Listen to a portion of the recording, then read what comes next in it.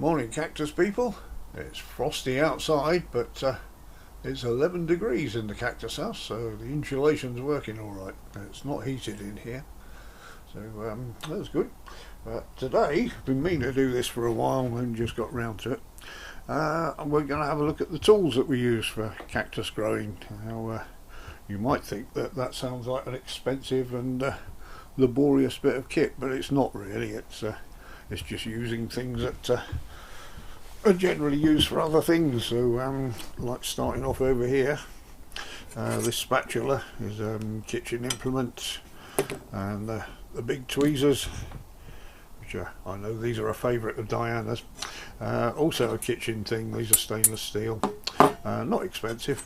This is very good for getting down the side of flower pots when the roots have stuck to the side of clay flower pots.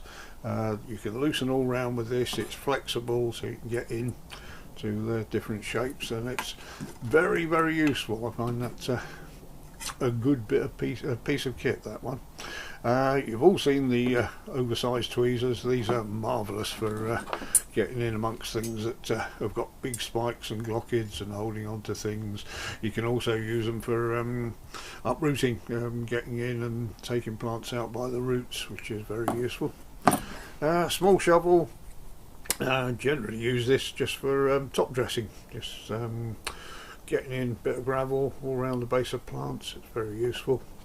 A nice little chopper here, I use that occasionally, but 9 times out of 10 I just use this old Stanley blade.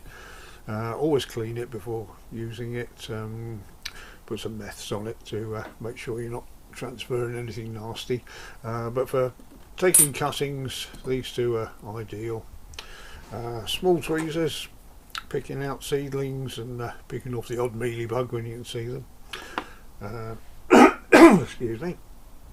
Paint brushes for painting on sulphur, brimstone when you've done a cutting, and a few other uses. I can't think of which ones at the moment. I put 2 there to remind me and I've forgotten. So, and then we've got the sieves. I've got a whole range of sieves. They're all handmade.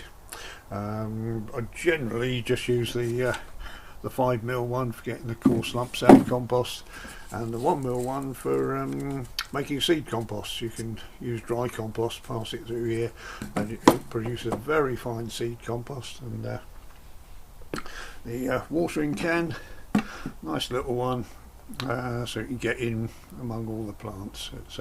It makes life easier than trying to pour with a big one. Excuse me, a bit of a frog in my throat at the moment. The bigger stuff now for handling bigger plants and things with glockids and spines, a nice pair of stout gauntlets, leather gauntlets there. I put them on the plastic bag, and there's a reason for that. When I'm not using them, they go inside this Ziploc plastic bag and it's sealed, they're rolled up, and there's a very simple reason for that. I put them on last year and there was a queen wasp in one of the fingers there. It crawled into hibernate, and I didn't know what it was at first. I thought, ouch, there's a thorn in there or something, and I took it out, and there was the queen wasp, or it might have been a drone, I'm not sure.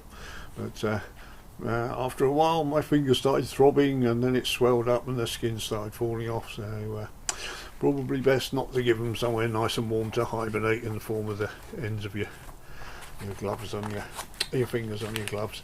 So little tip there.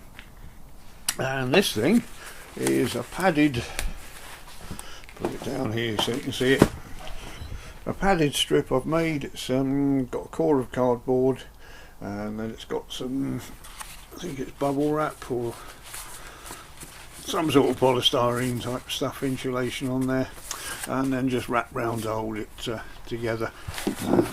I chose the yellow and black partly because I had a roll of yellow tape and black tape, and partly because it looks like a wasp, so I quite like that.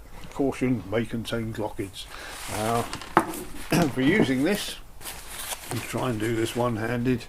If you've got a bigger Opuntia to move, put it round there, and if you need an extra pair of hands, you can clamp that bit with pair of these so you can hold it together. If you've got two of them, if you're moving a bigger plant, that's ideal.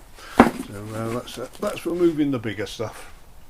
That's probably the easiest way of doing it in conjunction with the gauntlets. And spray bottles, always useful. This one's got isopropyl alcohol in it for mealybugs, but an array of spray bottles for different potions, and that's always handy. And then last but not least, Captain Nemo with his little spear. He's forever hunting the great white mealybug. So thank you all for watching. See you in the next one.